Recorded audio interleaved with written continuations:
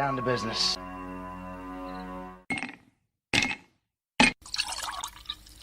That's the nectar of the gods, baby.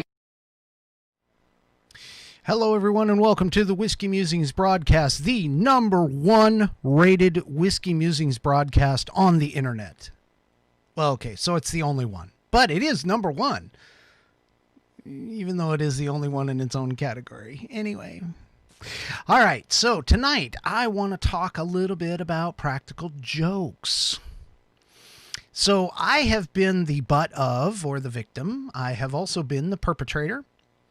I have also been witness to some practical jokes. So I thought that tonight I would talk to you a little bit about those, tell you a little bit about my experiences, and I sincerely hope that you will call in and let me know your experiences, whether you are the perpetrator or the victim. Doesn't matter. Or even if you were just witness to it.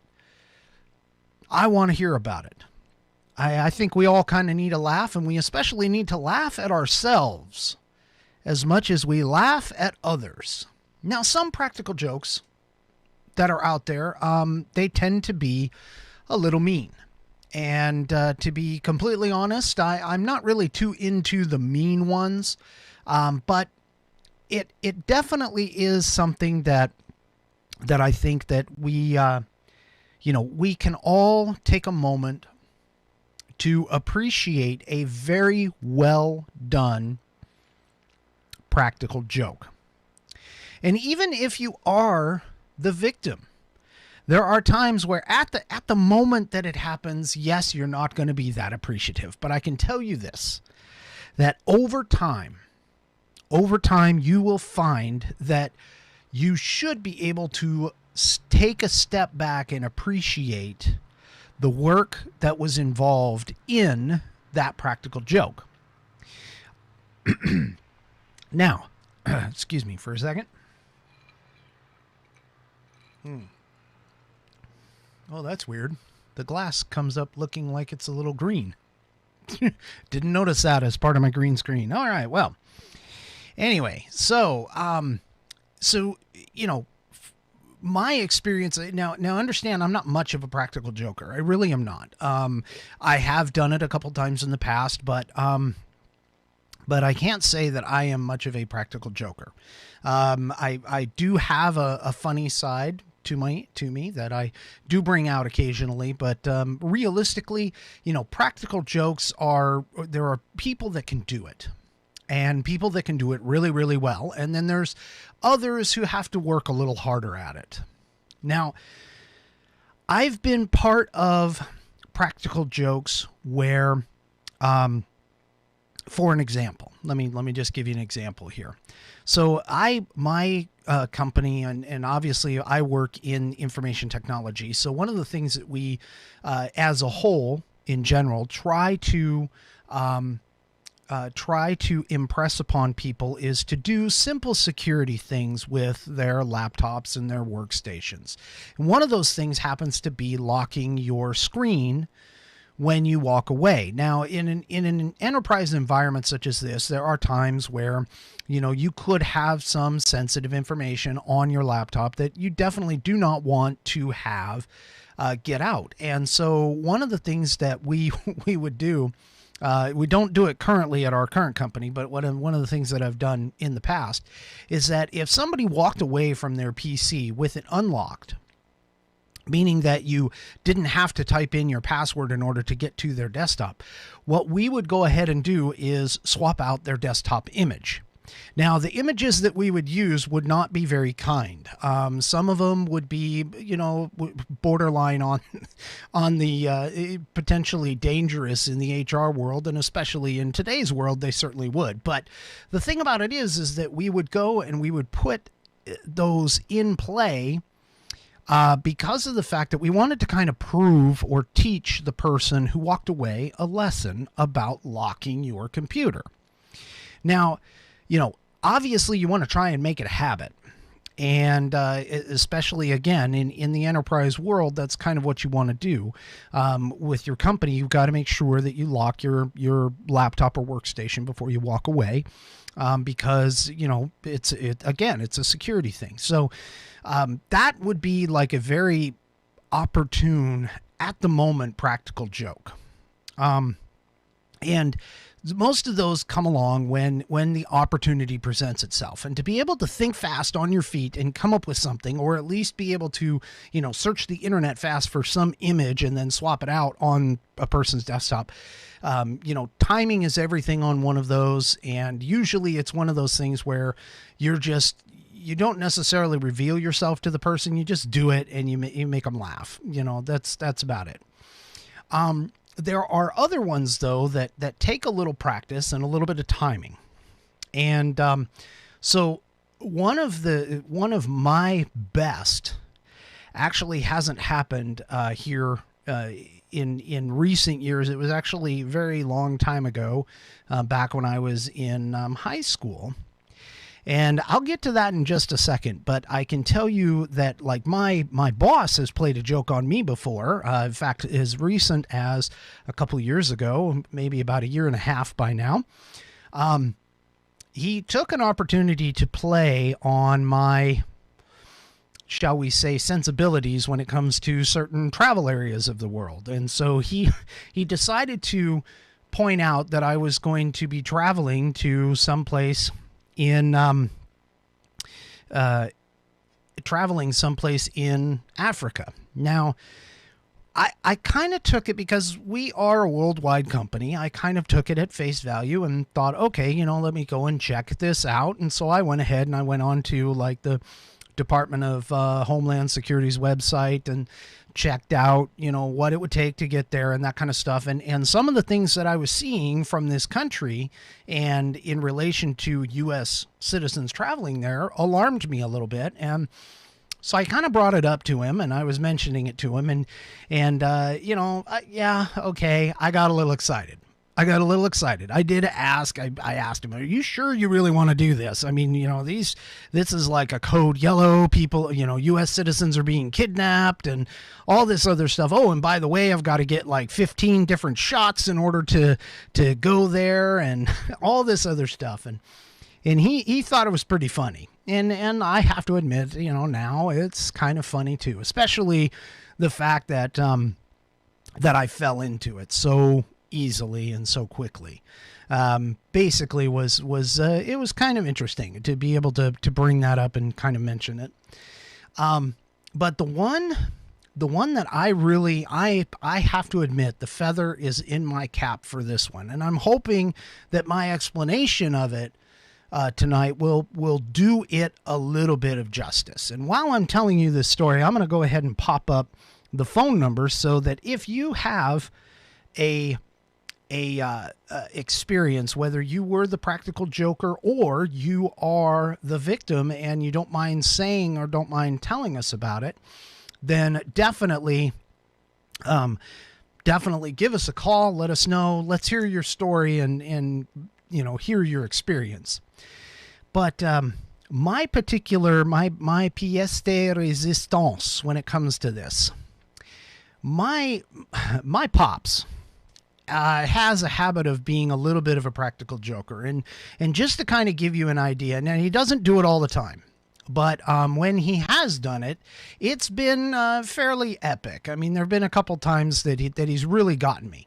One time in particular, we were up in the woods cutting down trees for firewood, and we were cutting them down, and he was a little bit farther down the hillside from me. I was closer up toward the top, taking limbs off of the trees that he had fallen earlier. And one of the things that he did was he was sawing and he dropped a tree. And where he dropped the tree, he did have to dive a little bit out of the way because the tree sort of twisted as it fell. And if anybody has ever done this kind of work before, you know that you've got to be careful because the bases of these trees, if they kick out, they can seriously hurt you or possibly even kill you. I mean, the lumber industry and logging is like the number one dangerous job in the world.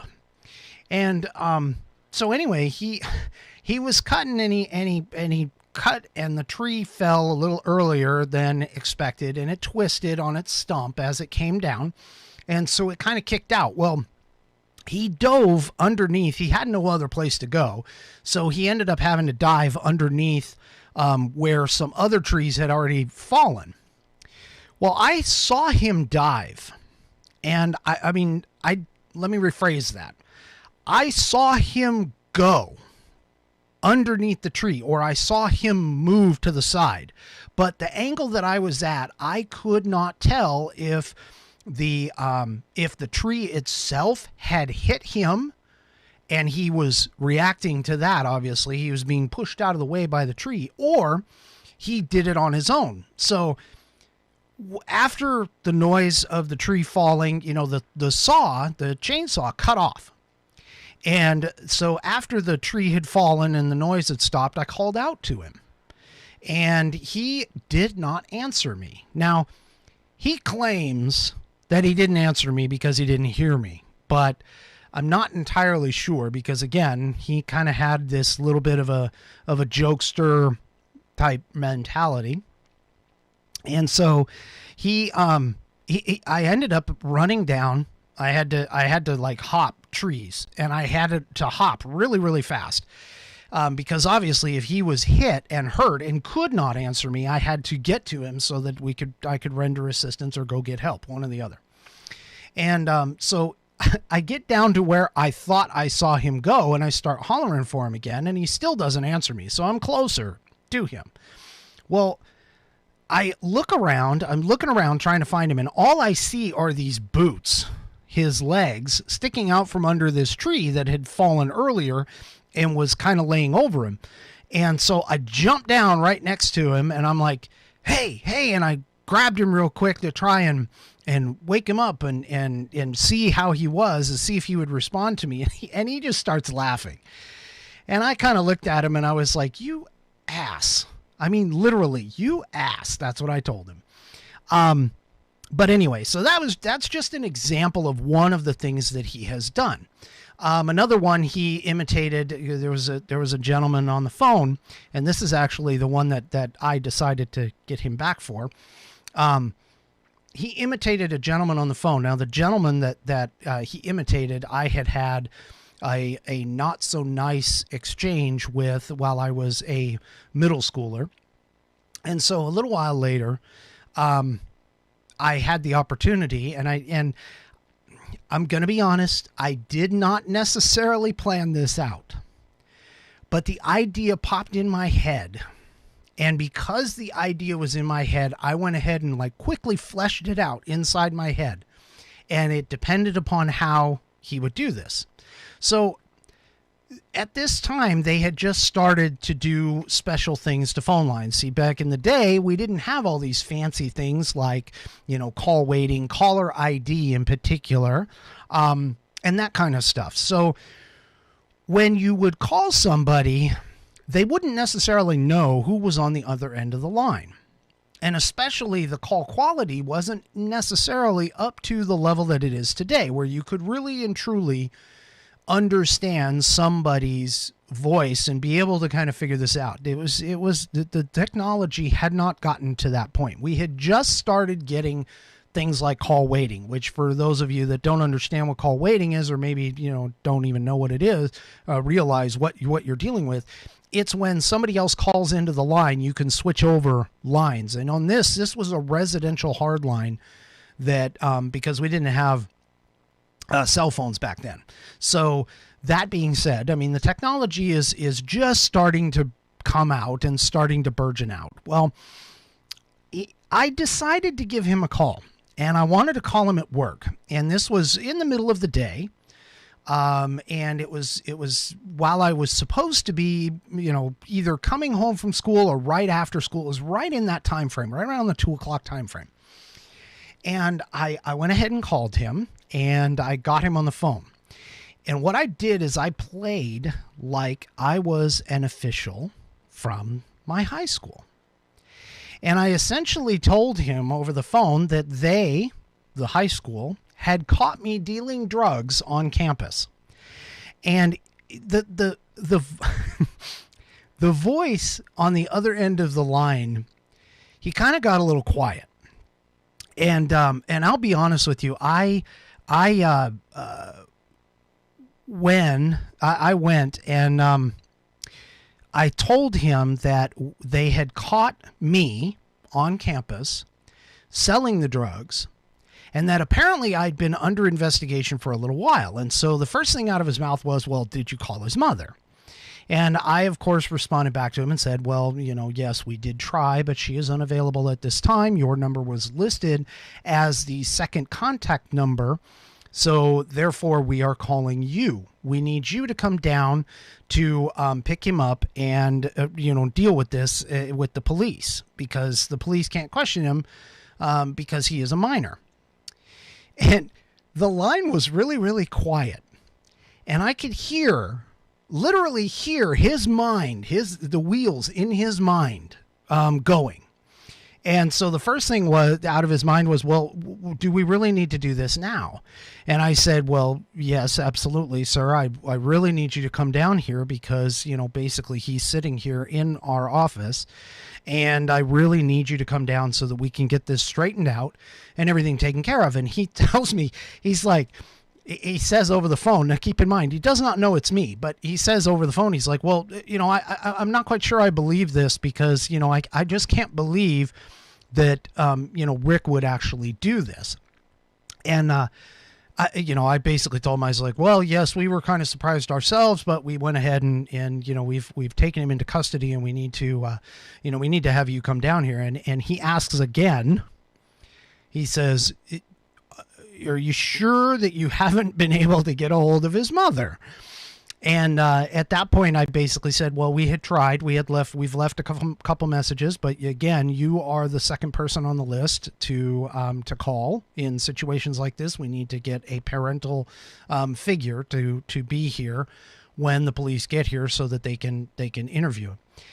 And he's sitting there, and I can hear it in his voice. I can hear it in his voice. He is just totally stressed out. He's trying to figure out how to get out of coming down here or coming down to the high school to come get me. And I finally broke character and I said, hey, Pops, how you doing? The silence at the other end of the line was completely deafening. It was so deafening. And I started laughing. And he couldn't believe it. It took him probably a good 15 to 30 seconds to figure out that it was me, that it wasn't actually the high school, and that I was the one playing a joke on him. He got done and he goes, oh, damn, Rick. Damn. Oh, hell, damn. Oh, he was, I could just hear him. He was just pacing in his office at work. And he basically told me later, he's like, he goes, I couldn't believe it. He goes, I couldn't believe that you had done that. He was like, he says, I really and truly thought that somebody caught you. I was trying so hard to figure out how to get out of it. He goes, that was really good. And the thing about it is I told him, I said, okay, now next time you'll remember not to play a joke on me over the phone again. And I guarantee you, even to this day, he has held his word. He told me I got him so good that he has held his word, and he has not pranked me over the phone since. Now that was my pièce de résistance when it comes to practical jokes. That was the best one that I think I've ever done. It was a spur of the moment, but it was very, very detailed, and it was absolutely amazing. I was so enthralled in the fact that I was able to do this to him. And of course, today I wouldn't be able to pull that off because of the fact that we have caller ID. And realistically, even if you do like a *69 for a block call, I'll be honest with you, if I get a block call on my phone, I don't answer. If you're going to want to call me, then go ahead and leave a message. Because if you're somebody who has an important message for me, you're going to leave a message, you're going to have me call back. But with today's day and age, how they've got, all these different, crank callers and callers that, do these other things, they are one of the things that it's kind of difficult to be able to practical joke people over the phone anymore because of the fact that we've got all this digital technology. You've got the callback features, you've got, block callers, you've got, all of these different things that you can do in order to figure out who a person is. So things like that wouldn't happen anymore today. So, that is a good practical joke. I scared him. We laugh about it now. I mean, I'll be honest with you. We laugh about it now. And, so I hope that he's listening tonight. I'm pretty sure he is, but I hope he's getting a kick out of that. And we laugh about it now and that kind of thing. And I definitely think that, that was definitely something that I have to admit. That's a feather in my cap for sure. So I'm watching a couple things in the chat and practical jokes. I mean, obviously there was things like toilet paper, toilet papering someone's house, especially on Halloween. Now, one of the things that we used to do as I was younger was forks, plastic forks. You forked a yard. And actually, I see that there was somebody that at least admitted that his thing was forks and bulk packs of spoons. Now, I can tell you that my house did get forked at least once, if not twice. So I'm going to guess that there is a possibility, a definite possibility, that one of my old buddies there from high school who is claiming that his thing was forks probably got to me. The one that I have to admit that was kind of a little disgusting for me was the feminine hygiene pads and the tampons, especially the one that was in our mailbox and had a little something extra on it. I won't say what. That was a little disgusting, especially because I'm the one that had to clean it up. But the fork thing, I mean, yeah, we had, my sister and I, we were only a few years apart. We were like 3 years apart, 4 years in school, 3 years in age.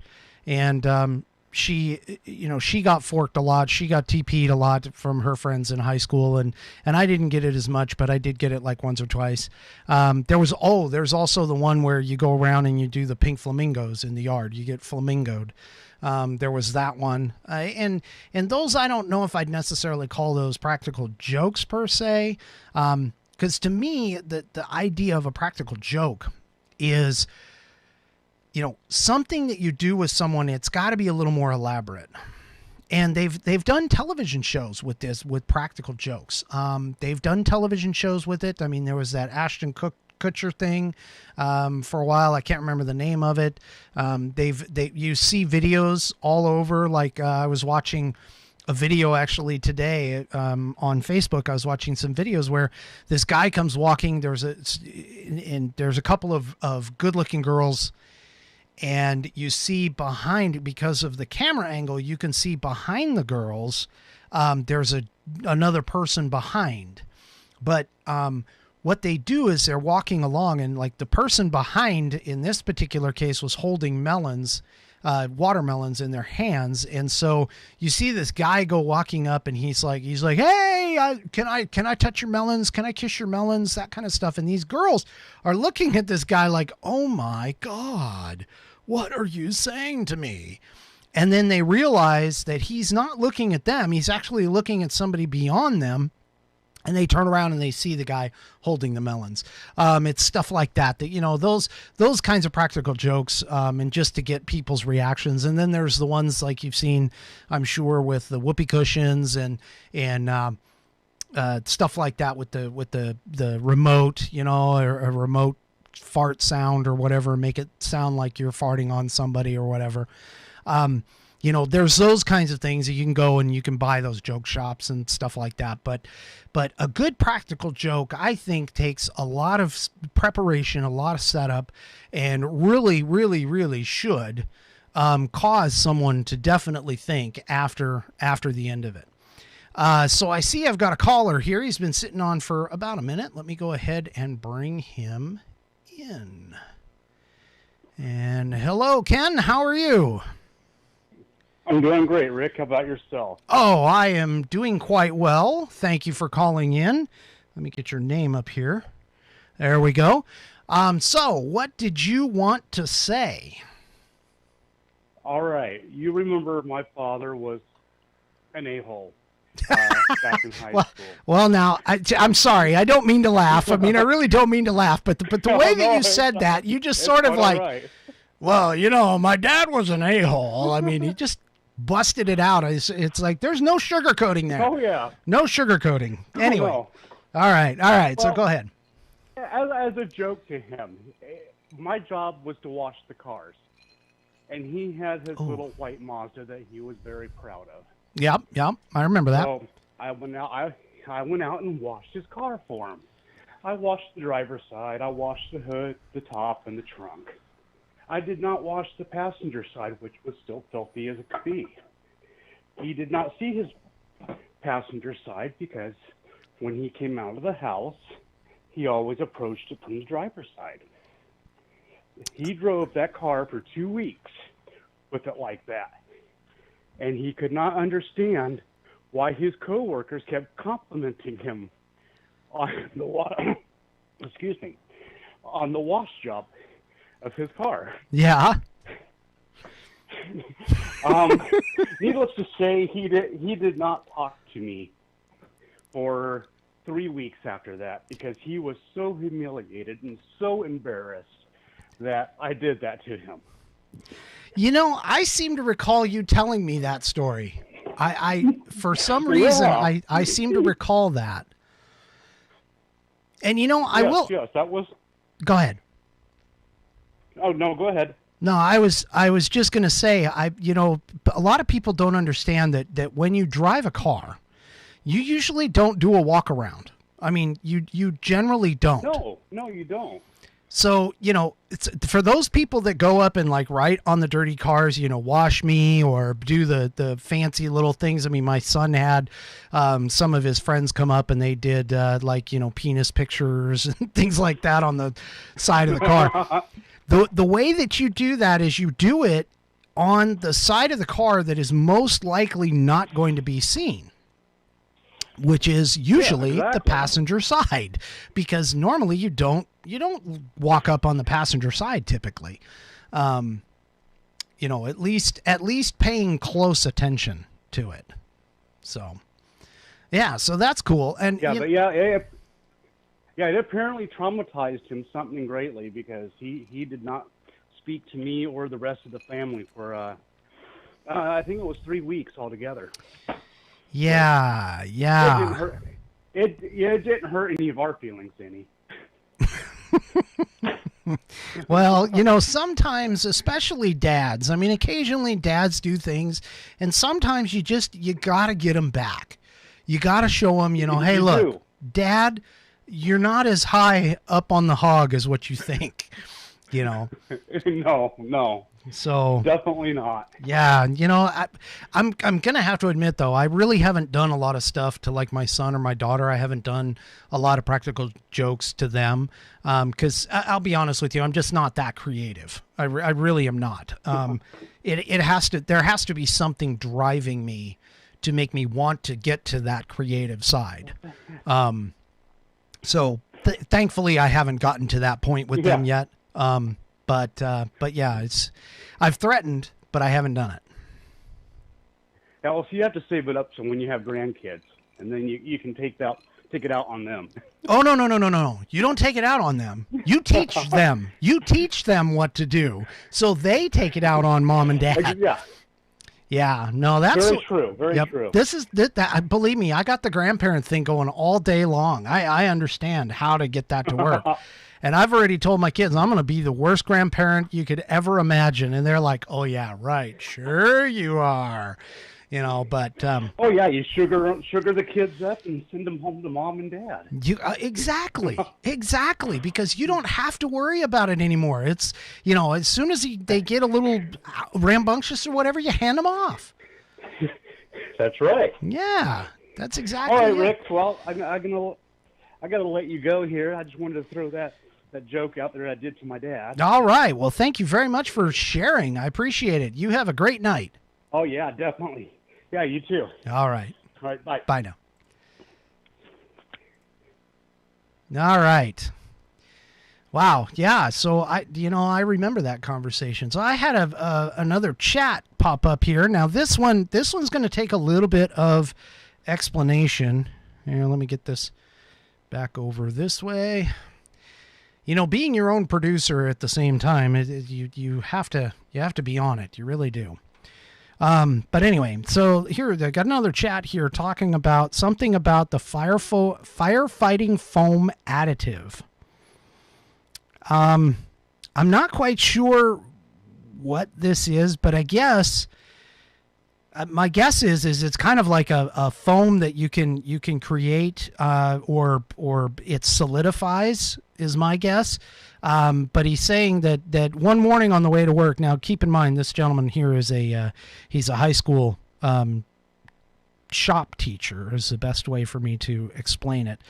But anyway, he apparently, for those that can't see in the chat, in the Facebook chat, one morning on the way to work, he gets this huge van-sized boulder coming rolling down the highway, the local highway at him, just like in the Indiana Jones scene. I guess there was no place for him to go, and it went ahead and hit him, went right over him. But it was a giant ball of foam covered in everything that was picked up off the ground, kind of like a snowball. And the kids had bought some and soaped the city's new fountain. Oh, that was another one. That's right. And then I guess the 200 gallons of water turned the foam into boulders. Well, that's kind of curious, but I do remember the soap inside fountains. We had that happen quite often, where somebody would go and put laundry soap in the fountains that we had. You know, those artistic fountains that they sometimes have in front of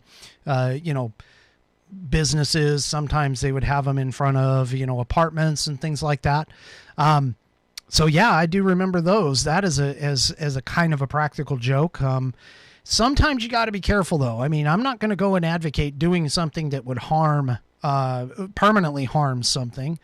For an example, maybe the soap inside the fountains, if the fountains have, koi fish or something like that in there, that's probably not the wisest thing in the world to do, because you might harm the fish. But an innocent practical joke, I think, is definitely something that, like I said, if you're the victim of it at first, it may not seem like much, but later on down the road, you can laugh at it. You can certainly laugh at it. Now, one of the things that we did in the service, and this this happens quite a lot, okay? And this kind of falls into the category of hazing, not so much practical jokes, but more in the category of hazing. So when you first go into the service, obviously, or any kind of organized organization, there's a little bit of ridicule, a little bit of ribbing, I guess is the better way to say it, in terms of what you do. Now, for us, because I was working in a my particular occupational specialty was such that we did things where we would go out into the field. We would actually go into, battlefield environment and that kind of stuff. So one of the things that we had to do is we had to keep the engines and the trucks and that kind of stuff, the Humvees, all running. Well, one of the favorite things for the people that had been there for a while, and especially for young soldiers that had never, ever, ever seen a vehicle before, let alone had done anything to a vehicle, was to provide them a little bit of entertainment. And one of the things that they would do is they would go and tell us to go up to the motor pool and ask for spark plugs for the Humvees. Now, for those of you that don't know, the military version of the Humvee is not a gasoline engine. It is a diesel engine. And diesel engines do not have spark plugs. They have an equivalent that's known as a glow plug.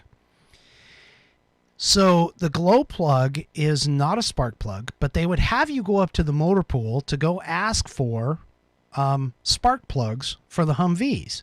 And of course, you know, you would walk all the way up to the line to the mechanic's shop, and you would ask the question. And of course, the mechanics in the mechanic shop, you know, they knew as soon as you asked, they would just look and they'd like, you're being played. And they would explain it. Some of them would be like, yeah, we don't have any, but we're going to go and order them, whatever. The other one that was common for us was in the radios. In the radio world, there's a thing called a squelch. And what the squelch does is essentially it kind of takes out the noise, and it'll make the background noise, and it'll make it so that the radio stays quiet unless there is a signal that comes in louder than the squelch is set. And for those of you in radio, the reason why you do this is because you don't want to sit there and just listen to all kinds of static. And you also don't want to sit there and listen to transmissions that are possibly weaker than what you can actually reach out and communicate with. And so what some people would do is they would have us go up to the motor pool, those of us that were green, meaning new, go up to the motor pool and ask for squelch grease. There is no such a thing because, again, the squelch is actually a knob where it's a more of a sensitivity setting, and it sets it such that the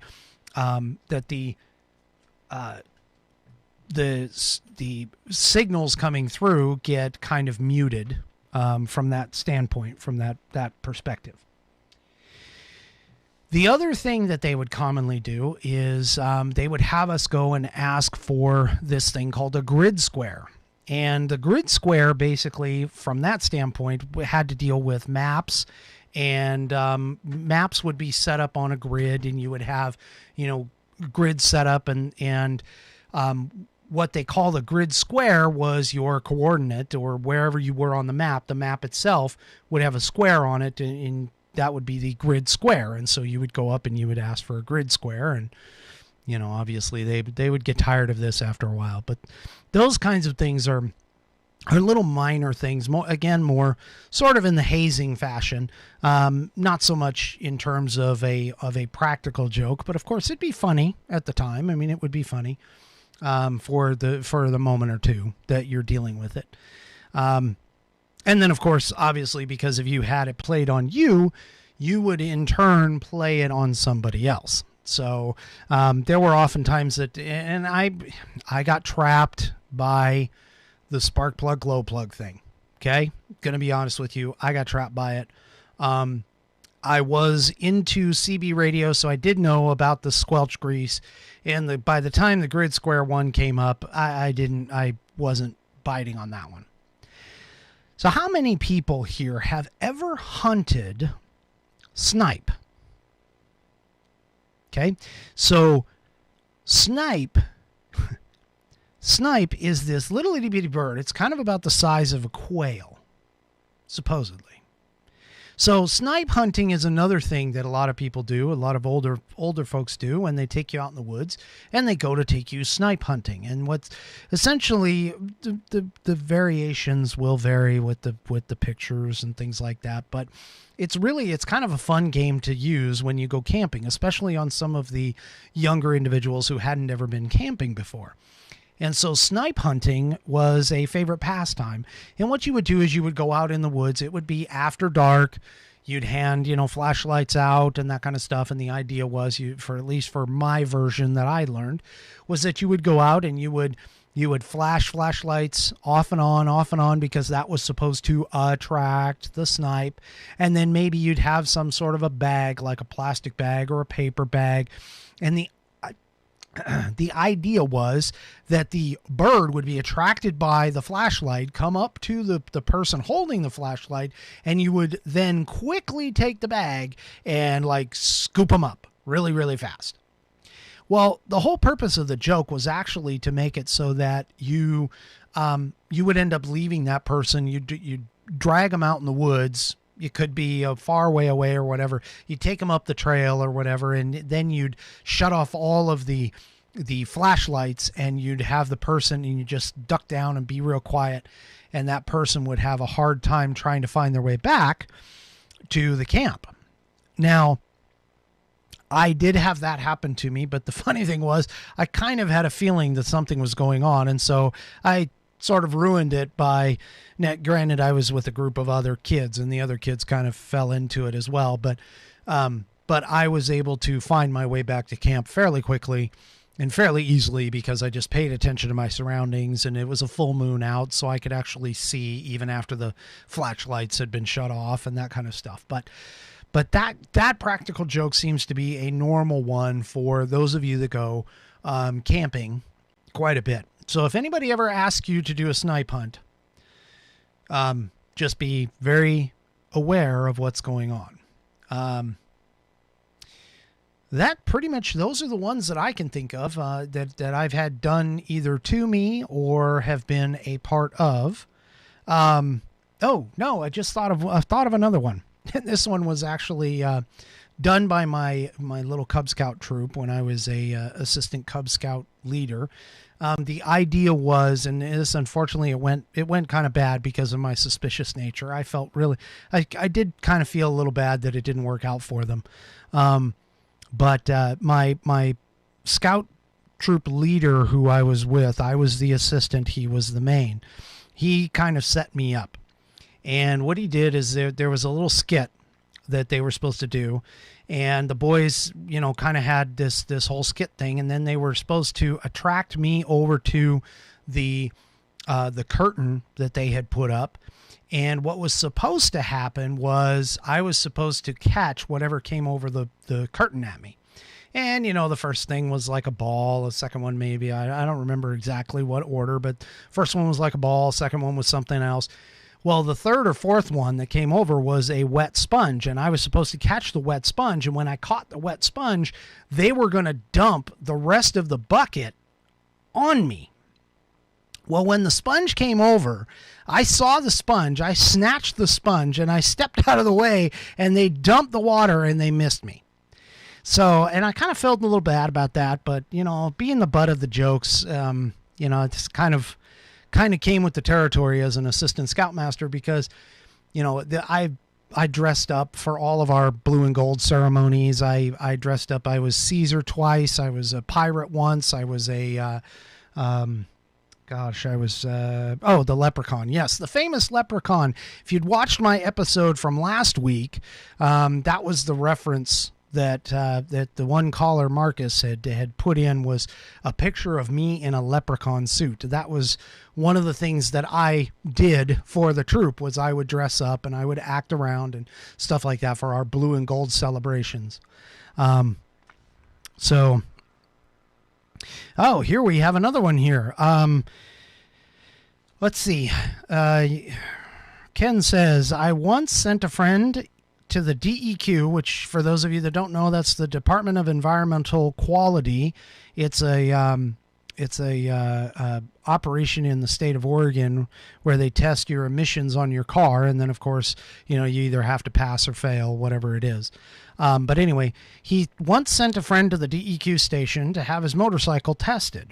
The thing is, they don't test motorcycles. He waited for almost 2 hours in line to find that out. Oh, boy, I bet he was mad at you for that one, wasn't he, Ken? I mean, I would be a little pissed at the time. I'd probably laugh about it now, but I'd be a little mad at the time. So I'm sure he probably was. But anyway, so what other kinds of things have you done as practical jokes? I mean, I get caught on this one all the time, and this one is an electronic one. So I don't know if anybody ever, right around not Christmas, but right around Halloween, you'll start getting these emails and you'll start getting this stuff where you're supposed to be watching the screen and you have to watch intently. And then something will pop out at you. Either it's a scary person or maybe a spider jumps at you or something like that. I have to admit, I fall into that trap almost every single time. And the sad part about it is I know that it's coming. I know it's coming and I still jump. So, oh, and my kids, they always try and run around and they always try to get me to scare, you know. They'll jump out of all different places in the house. They'll try to scare me.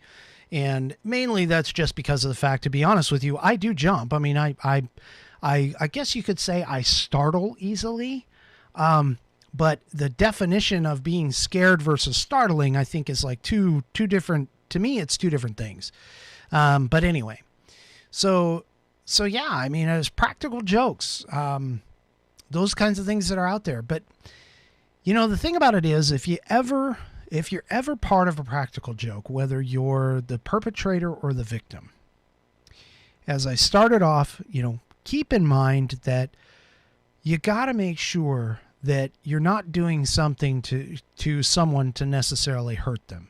Things are funny, you know, and you can do things to people and be that way, but there is a certain line that you need to be sure that you don't cross. And, you know, unfortunately, some people out there, they tend to take things a little bit farther than is really warranted. But that being said, you know, doing funny things, that kind of is what makes life interesting, you know, to have the funny times, the things you can remember in your older age and those kinds of things. But you got to kind of remember to temper that with the idea that you definitely don't want to harm anybody. You want to make sure that whatever it is that you do is not going to be detrimental to their health or their welfare or anything like that. I mean, just, you know, being funny is one thing. Being funny mean is something totally different. And it is sometimes can be a very fine line. And so my final Whiskey Musings thought to you is be nice to each other, but also if you're the victim of one of these things, you know, try and understand that chances are the person who is doing this to you is not necessarily doing this out of meanness, especially if it's somebody that is a really good friend. Somebody that's just he or she is trying to make your life a little bit better, even though it is at your expense. But if you're the perpetrator, also keep in mind that victim may not look at what you do as all that funny. And so you've got to make sure that you temper things down in such a way that you both can laugh about it later, especially in your later years. Because if you can't do that, if you think that you cannot do that, irreparable damage can come by just a simple practical joke. And that's my final Whiskey Musings thought for you. I want to thank the couple of, I've picked up a couple of subscribers this past week. Thank you very much for subscribing. If you haven't yet subscribed, go to the YouTube channel and subscribe. I also have a Whiskey Musings page in Facebook that you can go and subscribe there as well. You know, subscribe to it. Take a moment, like my stuff, subscribe so you can know when I'm coming back on, and we'll see you next week on the Whiskey Musings broadcast. Have a good weekend, everybody, and good night.